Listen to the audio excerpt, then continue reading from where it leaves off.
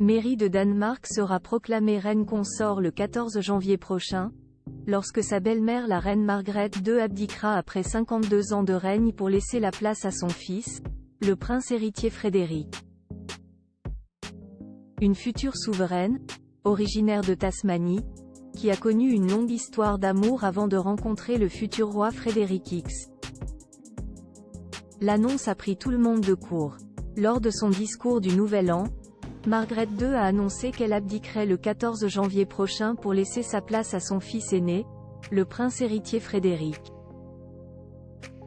Une décision très inattendue pour une souveraine, souvent comparée à Élisabeth II, qui n'a jamais semblé envisager de laisser sa place.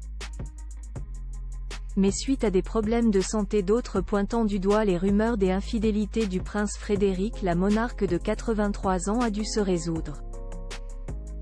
Ainsi, son fils aîné deviendra dans quelques jours le roi Frédéric X. Quant à sa femme Mary, épousée en 2004, elle deviendra reine consort.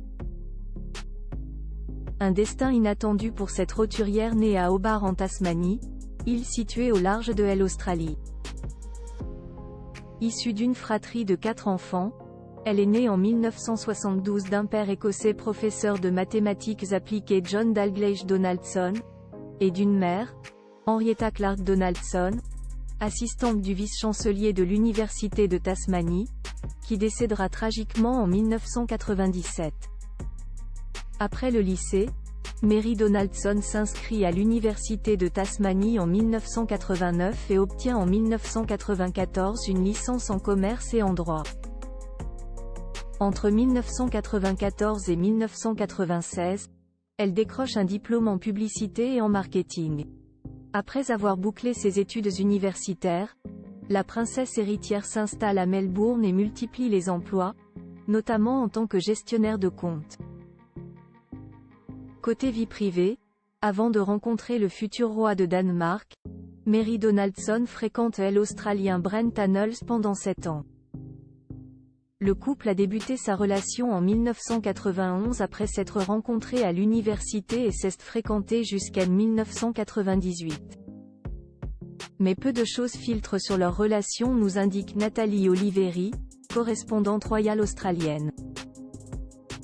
Restés de très bons amis en 2004, l'intéressé donne une très rare interview à un journal de Tasmanie.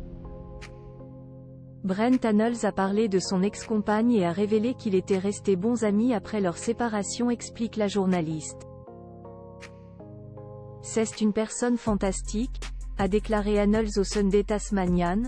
Elle est très authentique, intelligente, honnête et terre à terre, et je pense que la façon dont elle a été accueillie par la famille royale danoise en est le reflet. Selon son profil LinkedIn, Brent Annals est aujourd'hui directeur de marketing et père de 2 enfants.